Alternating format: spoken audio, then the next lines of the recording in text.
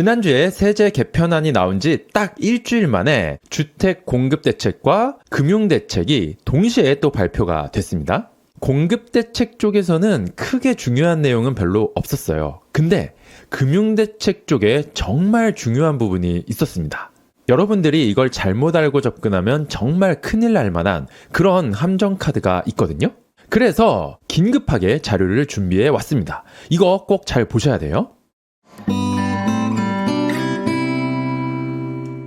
이번에 나온 대책 중에서 다른 거는 다 남의 얘기로 넘겨버리셔도 돼요. 근데 이거 하나만큼은 정말 잘 이해하고 계셔야 됩니다.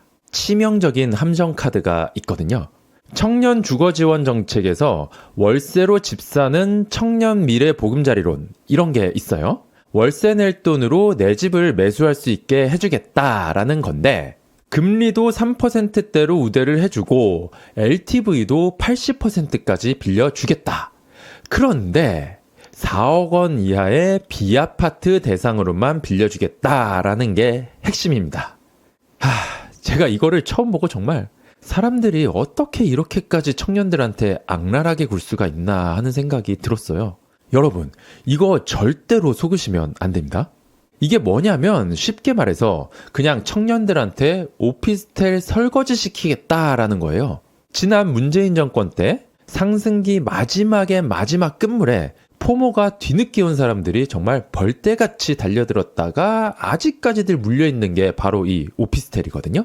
근데 이걸 이런 사탕말림으로 이런 걸 잘 모르는 청년들한테 다 떠넘기고 탈출하게끔 만들어 주겠다는 겁니다. 탈출하는 사람이야 뭐 이 지긋지긋한 거 적당히 손잘할 수 있는 절호의 찬스일지도 몰라요. 하지만 청년들은 이런 게 정말 인생을 아주 돌이킬 수 없게끔 꼬여버리게 만들어버리는 거거든요. 청년들이 뭐 좋아서 빌라, 오피스텔 이런 거 들어가는 게 아니에요. 이미 신혼부부의 77%는 아파트에서 시작하고 있고 돈이 없어서 아파트를 못 들어가니까 어쩔 수 없이 빌라나 오피스텔 이런 거 들어갈 수밖에 없는 상황인 거거든요. 청년들도 100이면 100 다 아파트에서 살고 싶어 해요. 이 버스하우스 사건이 터진 게 이제 겨우 일주일 됐습니다. 청년들을 정말 이렇게까지 모욕할 수가 있나 싶었던 전 국민을 분노하게 만든 이 사건이 겨우 일주일도 채 지나기 전에 청년들한테 빌라를 땡처리하겠다라는 정책이 나온 거죠. 도대체 이 나라는 청년이라는 존재를 뭐라고 생각하고 있는 걸까요? 자, 이게 최근 12년 동안의 서울 아파트 가격 변화입니다. 15년도까지만 해도 5억이었던 아파트가 지금은 16억으로 3배 넘게 뛰었죠. 그런데 빌라나 오피스텔 같은 경우는 12년이 지났는데도 가격이 거의 안 올랐어요. 빌라나 오피스텔은 아파트랑은 다르게 가격이 거의 안 오르는 부동산이라고 보시면 됩니다. 가격이 안 올랐다는 건 사실상 내 자산이 녹아버리고 있다라는 뜻이랑 같거든요. 그런데 정말 중요한 거는 바로 이거예요. 여기 이 파란색 막대가 오피스텔의 거래량인데 15년도부터 19년도까지 부동산 가격이 계속 오르던 이 5년간은 전혀 거래량이 늘지를 않다가 상승장 거의 끝물에 거래량이 확 늘었죠. 이때 다들 기억하실지 모르겠는데 아파트 가격은 너무 비싸졌고 정말 뭐라도 하지 않으면 순식간에 벼락거지 되는 거 아니야? 라는 포모 현상이 극에 달했었던 시기예요. 그래서 그런 심리를 이용해서 몇몇 부동산 강사들이 초보자들을 데리고 다니면서 지방 아파트 사고, 빌라 사고, 오피스텔 사고 아무튼 절대 건드리지 말아야 하는 것들에 손대게 만들어서 인생이 정말 아작이 나버린 사람들이 많았거든요. 이 당시에 다주택자 규제가 너무 심해지면서 주거용 오피스텔 여러 개 들고 월세 받던 사람들이 초보자들한테 이런 걸 다 떠넘기고 탈출을 했었던 거예요. 그리고 그거를 받았던 초보자들은 오피스텔이란 게 얼마나 매도하기 어려운 건지 탈출 전략을 전혀 생각 안 하고 강사들한테 속아서 이런 거 다 설거지 해줬었던 거예요. 이거를 이제 다음 청년 세대들한테 떠넘길 수 있는 기회를 주겠다라는 겁니다. 그래요, 뭐 오피스텔이라고 다 나쁜 거는 아닙니다.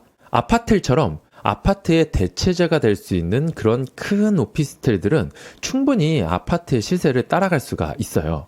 예전 상승장에서도 양심이 있는 강사들은 부득이하게 오피스텔을 사더라도 아파트의 대체제가 될 수 있는 그런 큰 아파트를 사라라고 했었는데 이번 정책을 보면 4억 원 이하, 전용 8호제곱 이하만 가능하잖아요. 근데 이 기사를 보면 지금 서울에서 4억 원 이하는 거의 대부분이 60제곱 이하의 초소형이라고 합니다. 제가 그래서 올해 1월부터 7월까지 거래된 오피스텔 8,000건을 전부 분석해 왔습니다.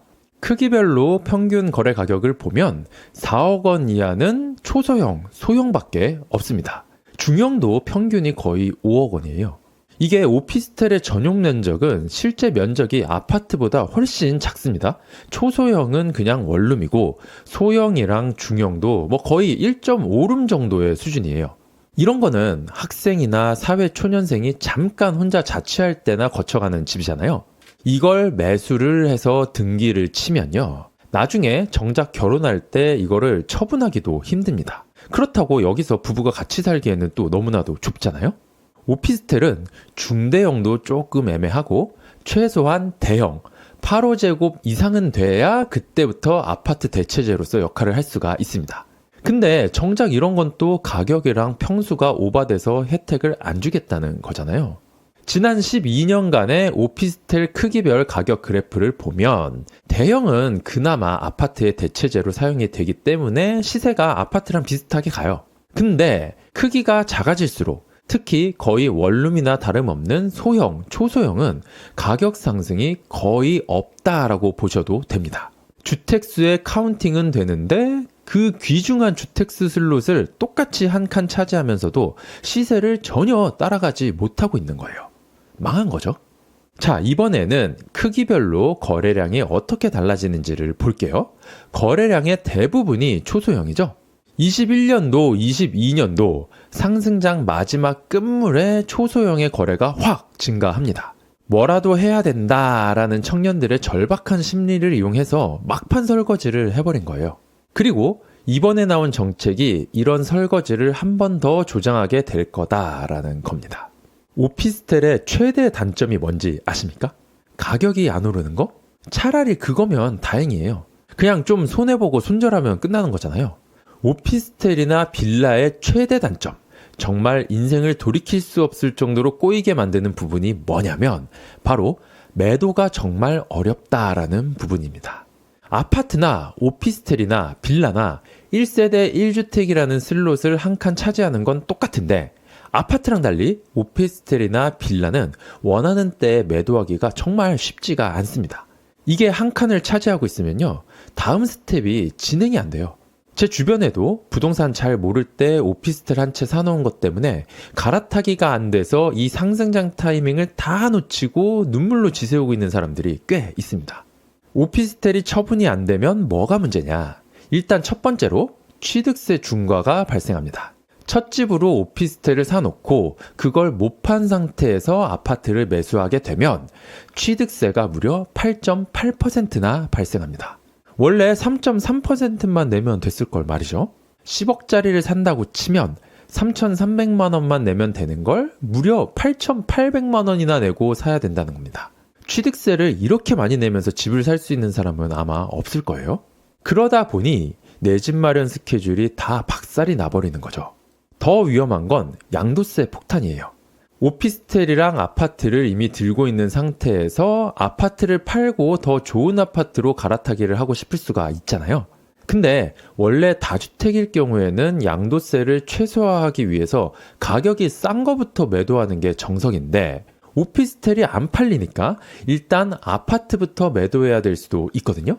이렇게 되면 1주택자 양도세 비과세도 받을 수가 없고 장특공도 받을 수가 없습니다. 게다가 규제 지역일 경우에는 다주택자 중과세까지 맞아버리게 되는 거거든요. 이러면 갈아타기도 못한다라고 보시면 돼요. 이거 실제로 제가 다 상담했었던 사례들입니다. 여러분, 지금 나오고 있는 정책들이 과연 진짜로 서민들을 위한 정책이 맞는 걸까요? 특히 사회 초년생인 청년들한테는 너무나도 가혹하고 악랄하기까지 하다라는 생각이 듭니다. 정신 똑바로 안 차리면 다시는 돌이킬 수 없는 치명적인 실수를 하게 될 수도 있습니다. 주변에 부동산에 대해서 잘 아는 사람이 있다면 또 모르겠지만 대부분은 주변 사람들도 부동산에 대해서 잘 모르거든요. 그런 분들은 부통령TV에 일주일에 한 번만 방문해 주시면 최소한 절대 해서는 안 되는 선택들은 피하실 수 있습니다. 고민되는 게 있으시면 링크에 있는 네이버 폼으로 무료 상담 신청해 주시고요. 구독과 좋아요 부탁드립니다. 감사합니다.